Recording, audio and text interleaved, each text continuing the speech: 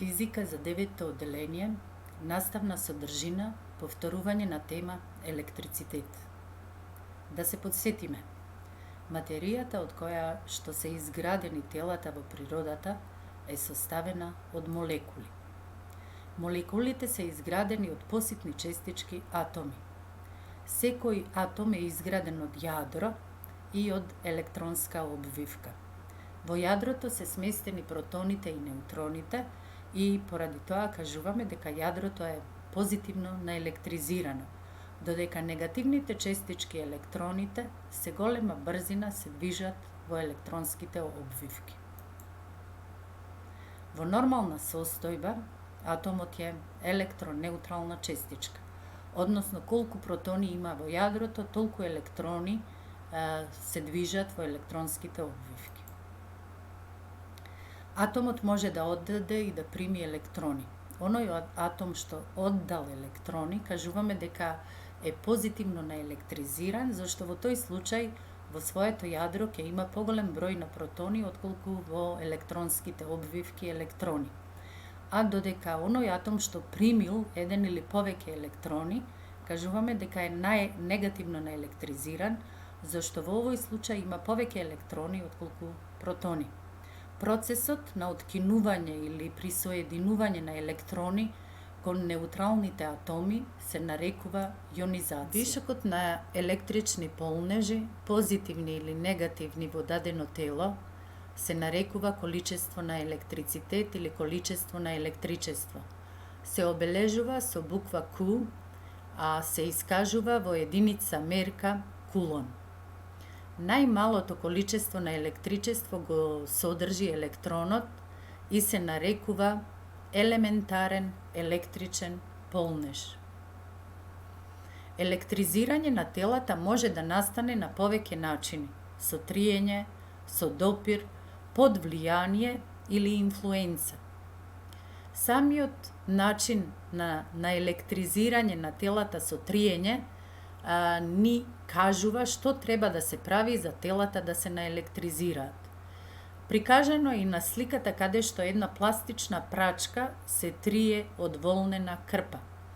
По триењето пластичната прачка се здобива со негативен електрицитет, а додека волнената крпа со позитивен електрицитет.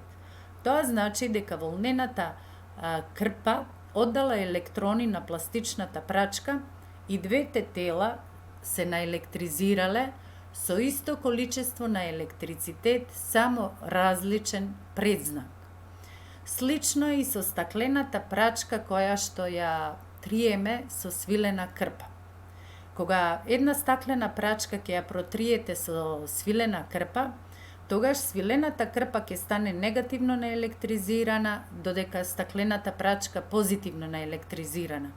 И во овој случај повторно доаѓа до размена на електрицитетот, односно стаклената прачка ќе оддаде електрони на свилената крпа и повторно ќе имаме две тела кои што се различно наелектризирани, но со исти количества на електрицитет.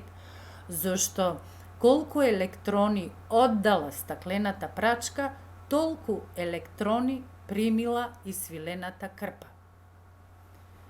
За да наелектризираме тело со допир, треба да имаме веќе наелектризирано тело кое што ќе го допреме до некое неутрално тело.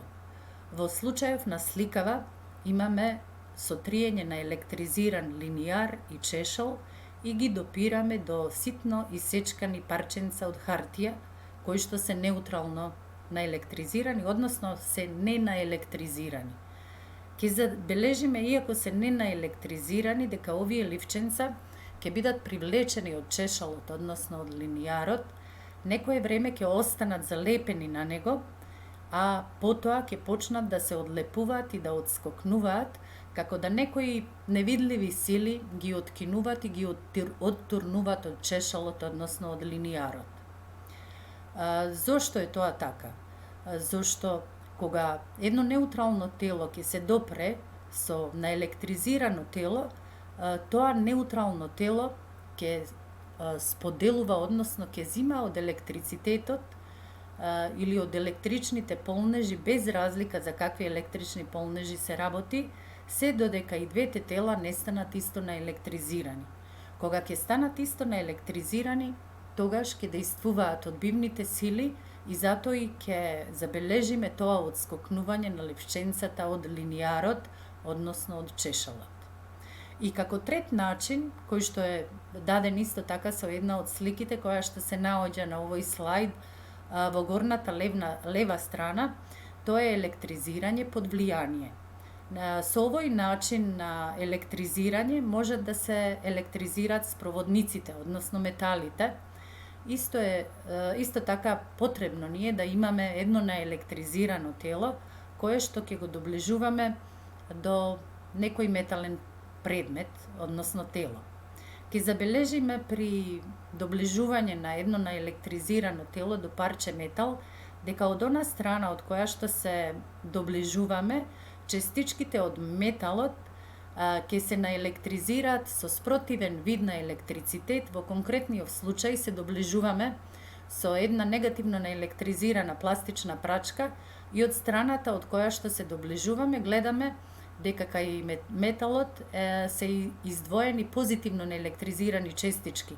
Односно, од овие честички атомите отишле кон другите атоми или се присоединиле на други атоми за да направат место да можат овој вишок на електрицитет од пластичната прачка да го прифатат. Ако го допреме парчето метал, тие електрони ќе преминат на металот и тој ќе се наелектризира негативно, а ако не го допреме и ако само ја оддалечиме прачката од парчето метал, тој повторно ќе биде електронеутрален, односно овие електрони ќе се вратат кон своите честички кои што претходно ги напуштиле и повторно ќе бидат во една неутрална состојба. Силови линии на електрично поле. Исто имено на електризирани честички меѓусебно се одбиваат, додека разно имено на електризирани честички се привлекуваат. На цртежов ги гледаме електричните полиња на две честички кои што се наелектризирани со ист вид на електрицитет и можеме да видиме дека тие се одбиваат. Самите црвени стрелки всушност покажуваат насока на движењето на овие силови линии, а се претпоставува дека тие излегуваат од позитивно наелектризираните честички. На вториот цртеж исто така се доближени две честички различно наелектризирани и забележуваме дека тие се привлекуваат со тоа што повторно црвените линии ја покажуваат насоката на силовите линии и забележуваме дека и тука е покажано дека силовите линии излегуваат од позитивно наелектризираната честичка, а влегуваат во негативно наелектризираната честичка. Простор во кој се чувствува дејството на наелектризираното тело се вика електрично поле.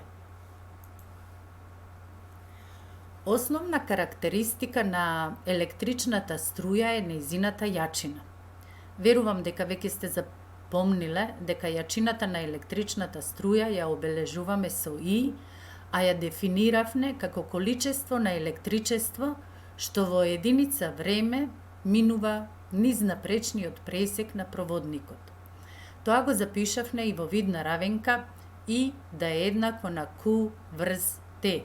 И е веќе кажав јачина на електричната струја, кој е количество на електрицитет, а T е времето за кое што тој електрицитет минува низ проводникот. Од ова можеме да ја дефинираме и самата единица мерка за јачина на електрична струја, тоа е ампер, како 1 кулон врз 1 секунда. Или поинаку кажано, дека струјата има вредност или има јачина од 1 ампер, кога за 1 секунда низ напречниот пресек на проводникот ќе помине 1 кулон електрицитет. Самата јачина на електрична струја се мери со направа амперметар. Она што секогаш го повторуваме за да го запомните, дека амперметарот во струјниот круг секогаш се врзува серијски. Под електричен напон подразбираме razlika na potencijali, odnosno razlika pomeđu potencijalните energiji vo dve točki od električното поле.